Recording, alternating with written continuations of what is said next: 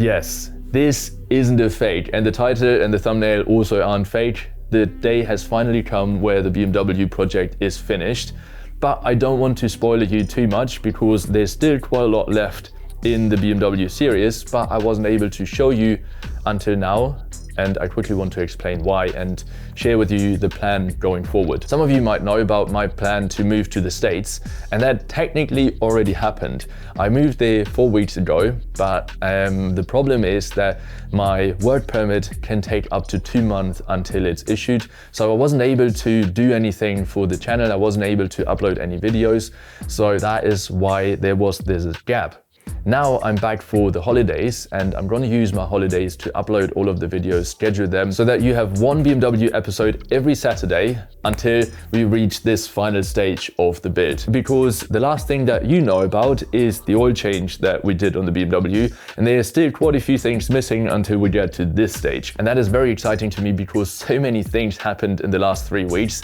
It was crazy. But while the last days were super stressful and it was absolutely at my limit, all of the effort paid off because the day I left, I rode the BMW out of the shed into the sunlight for the first time in 4 years. 4 years is crazy. This project was such a steep learning curve. I remember my first blog post about this project, which was titled Building a Custom Bike in 121 Days, which is 4 months.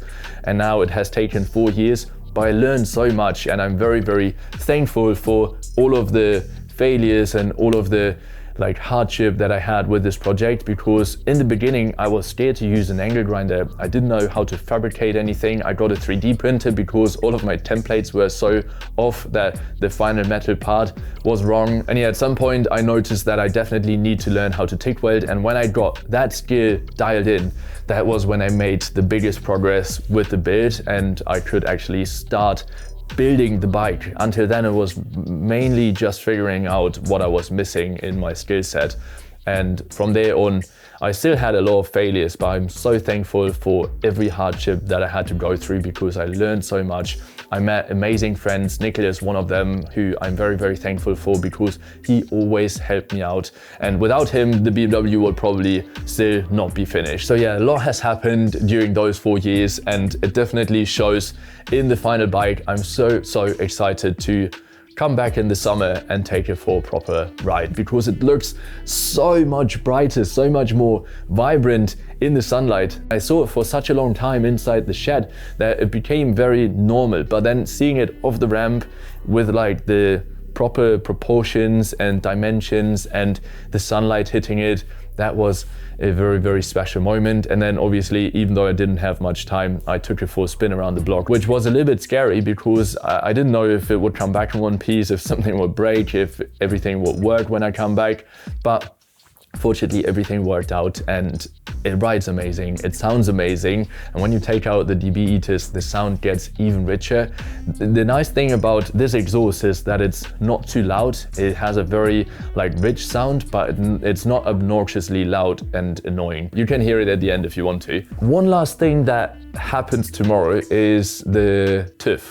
And I'm quite scared for that. The last few days that I have been here, I arrived on Monday, today is Friday, were hectic again because, as with probably every project, but custom bikes in particular, the final stage is always so much problem solving, so many little bits and pieces that still need to be done, and it just took a while to get it to where I'm happy to bring it to the TÜV tomorrow. Not quite happy. Happy is an overstatement. I'm okay with giving it to them. I'm a little bit terrified, and unfortunately I can't tell you or show you how it's going tomorrow because I won't be there.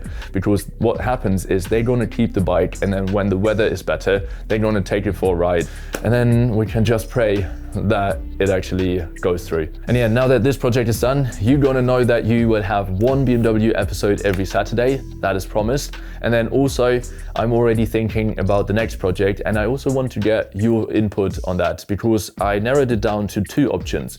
The first one is a CB750 or something like that, cafe racer.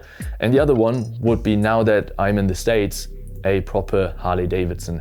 So I'm leaning towards one of the two, but please let me know which project you would enjoy more. And keep in mind that we are in the States now, so there are a lot less restrictions than here in Germany. So we can basically do whatever we want, because I checked the Virginia state inspection laws, and what they require a bike to be is crazy compared to what the Germans make you do. What it basically says is, as long as it works, you're good. You don't even need a muffler if you don't go on the highway. If you do go on the highway, you just get a fine. So it's ridiculous. Indicators are optional. So keep that in mind and let me know down below which project you would prefer.